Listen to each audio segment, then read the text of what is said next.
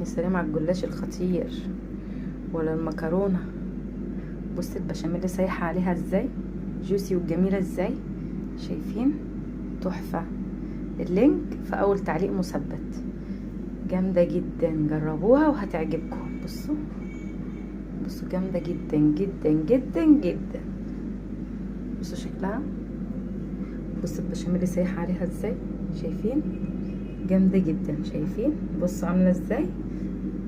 بصوا اللينك هسيبه لكم معايا في اول تعليق مثبت. ولا الجلاش المورق الجميل ده جامد وخطير، ما تقوليش عليه ده فطير مش جلاش، حاجه خيال، طعم رهيب، روعه، تحفه تحفه تحفه.